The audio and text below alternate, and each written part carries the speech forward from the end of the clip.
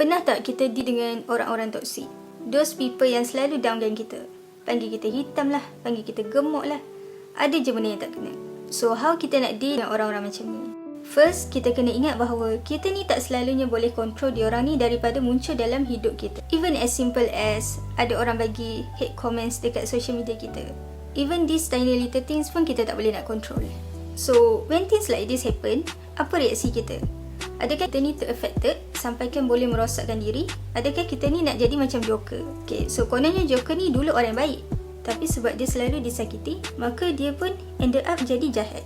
Kita akan rasa macam, oh logik je lah kan, kenapa dia macam tu? Kesian dia kan? Tapi adakah kita ni nak terinspirasi dengan Joker ni, yang akhirnya disebabkan oleh toxic people around us, kita pun nak jadi jahat? Is it something satisfying bila kita balas keburukan dengan keburukan? Kalau nak dianalogikan dia macam ni, one day ada orang datang dan bagi toksik pada kita, and kita terima dan minum toksik tu. So apa jadi next? Badan kita akan start untuk react to that toksik dan akan start untuk rasa sakit. Disebabkan kita ni rasa sakit, maka kita pun tak puas hati. So apa kita buat? Kita bagi toksik tu pada orang lain supaya dia pun rasa sakit sama macam kita rasa. So kita sebarkan toksik tu pada orang-orang lain. Tapi bahagia ke kalau kita buat macam ni kan? Walaupun kononnya kita ni compensate kesakitan kita tu dengan bagi orang lain rasa sakit juga, but we still cannot deny the fact that the toxic is still in our body. Badan kita akan selalu je rasa sakit disebabkan oleh toksik tu, and we might actually die because of it.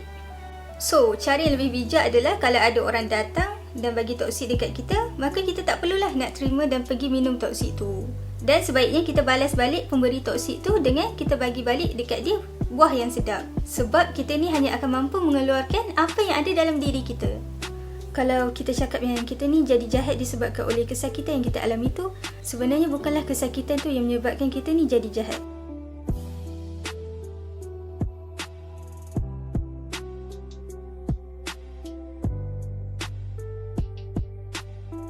Maka tolaklah keburukan dengan kebaikan. Dalam sejarah banyak contoh-contoh yang kita boleh ambil di mana diorang ni disakiti tapi still boleh balas dengan kebaikan.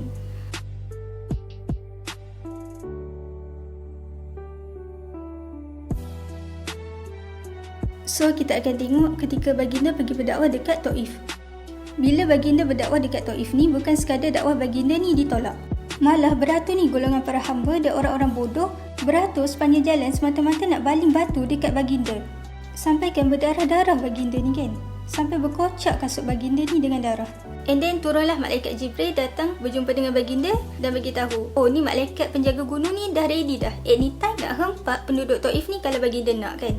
Tapi apa respon baginda? Baginda tolak tawaran tersebut, malah baginda mendoakan lagi penduduk Taif ni. And then seterusnya kita akan lihat kepada kisah Ali Zainal Abidin. So kepada sesiapa yang tak kenal, beliau ni adalah cicit kepada Rasulullah, cucu kepada Saidina Ali dan anak kepada Hussein. So sejak kecil, dia ni dah terpaksa dah menyaksikan ayah dia, ahli keluarga dia ni dibantai depan mata dia. Dia membesar dalam keadaan yang penuh luka. Sampai kan ada orang pernah tanya dia, tidakkah dia ni hidup dalam keadaan yang berdendam? Sambil tersenyum, Ali Zainal Abidin ni jawab macam ni, aku selalu tanamkan dalam diriku bahawa berdengki itu bermaksud engkau menuang racun ke dalam mulutmu sendiri hingga masuk ke dalam usus. Lalu berharap agar musuh-musuhmu lah yang akan mati kerananya.